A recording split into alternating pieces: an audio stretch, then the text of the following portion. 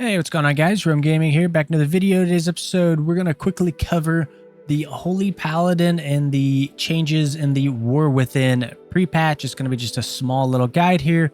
We're going to review what actually changed, kind of how it's feeling in pre-patch at the moment, and just kind of just a general overall look and feel of the spec.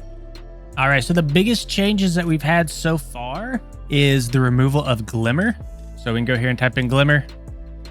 It has been completely removed, as well as the removal of Daybreak. So basically, we no longer have to spread around our Glimmer of Light, and we no longer have to pair that up and make sure that Glimmers are spread out on all of our targets for like a Daybreak combo. All right, so if you remember our old combo, we used to pair Divine Toll up with Daybreak. Divine Toll would spread out the Glimmers, and we Daybreak on top of that for some big healing. So basically what they've done with Glimmer of Light is they have redistributed the power of it through other talents. So our Holy Shock, our Word of Glory, and our Dawn of Light have all been buffed significantly. So this is really good in my opinion. Even though I did like Glimmer of Light, I do want to see more power going into our spenders and just our single target burst healing. That's kind of what Holy Paladin has been historically. It's a lot of burst single target healing. Our spenders have also historically throughout War Within been pretty weak, and that's something that we've been asking for a long time. So this is an effort to try to beef those up a little. And again, this did buff our Dawn of Light as well. So it's not like we're losing a whole bunch of AoE healing from Glimmer of Light. We kind of are, but only in certain scenarios. Now, there are also some changes to Light of the Martyr. So this is no longer an active spell, and what it does is it actually buffs our Holy Shock. So this increases our Holy Shock's healing by 30%, but creates a heal absorb on you for 30% of the amount healed that prevents Beacon of Light from healing you until that absorb has dissipated. So let's just quickly take a look of what that even means. So you can kind of see here we have this buff, Light of the Martyr. So Holy Shock's healing is increased by 30%. We use it, and you can see we get this absorb shield now. And basically our beacons will not heal us until that absorb shield is gone. So it's sort of like a mini game. You have to play with yourself to kind of get rid of that absorb shield. But the opposite of that is really nice, right? We get 35% increased Holy Shock healing.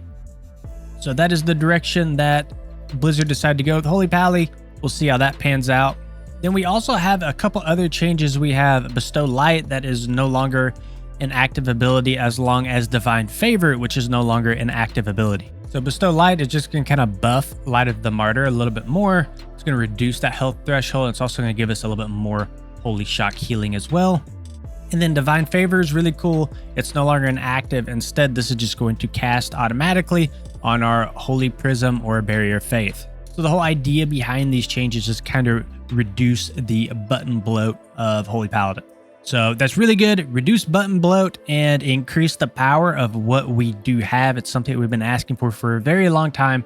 So Holy Paladin is feeling really strong at the moment. Now, these talents that I have here are not necessarily what we're going to be running. This is just what I have at the moment, just FYI. So these are not necessarily like the cookie cutter talents or anything like that. But this is what I have been running in my Mythic Plus dungeons.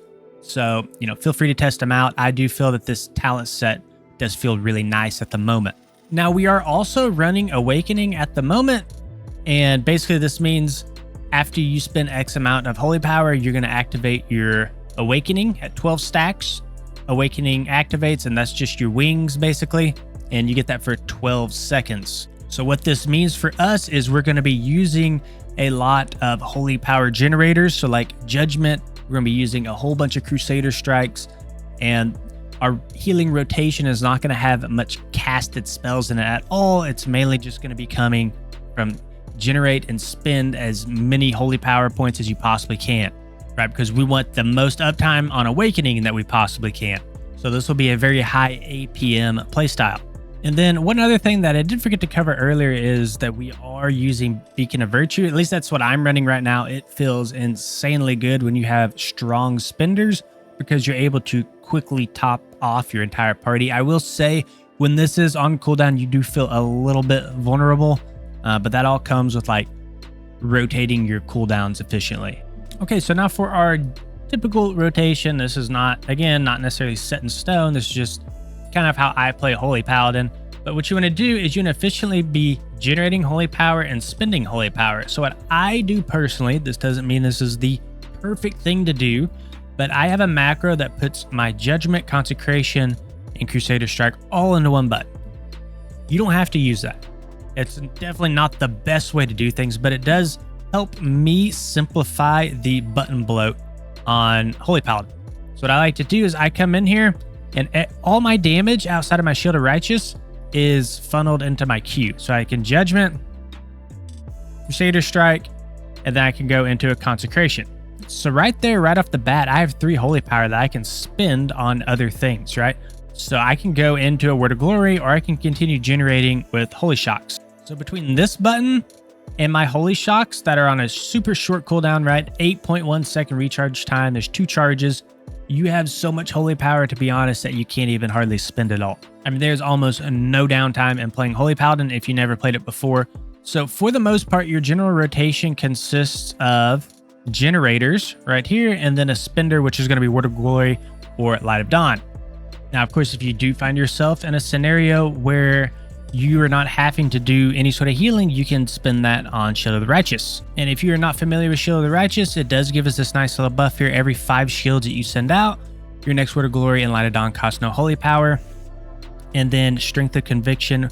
While we're in our Consecration, you always want to be in your Consecration. Your Shield of Righteous and Word of Glory have 20% increased healing or damage. So really, Holy Paladin can be kind of summed up into just these 3 buttons, even if you took Flash of Light off. You got your generators here, and you can spend it on Word of Glory.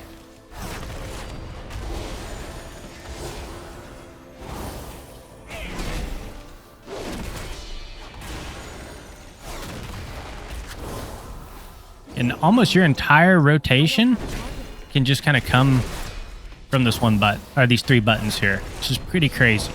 And I guess the last thing I kind of want to talk about here is Beacon of Virtue. This is going to be your group healing. I did kind of talk about it earlier, but I've not really talked about it into our rotation. Basically, this is going to be your group healing. It's going to put a beacon on all your allies for 8 seconds. It's on a 15-second cooldown, so there is a 7-second lag in there where you will not be able to have it up.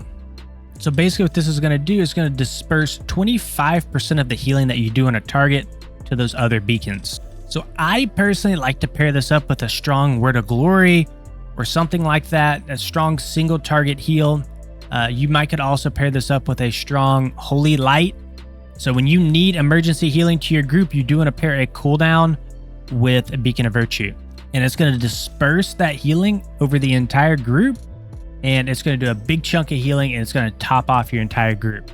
So just to show you as an example here, I can press it. It put a beacon on this guy, but I'm going to heal him, and it should heal me as well.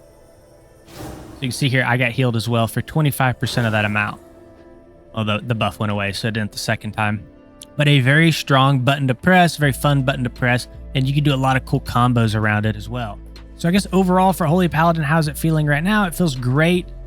We're really focused on this generator spender sort of system, even more so probably than Dragonflight, since we are playing around Awakening. The spenders feel good. The generators feel good. Maybe they could beef up our damage just a little bit. I feel like we are still lacking in the damage department just a bit. But overall, Holy Paladin does feel a million times better than it has throughout Dragonflight. Guys, that's going to be it for this video. If you enjoyed it, please consider liking and subscribing. See you on the next one.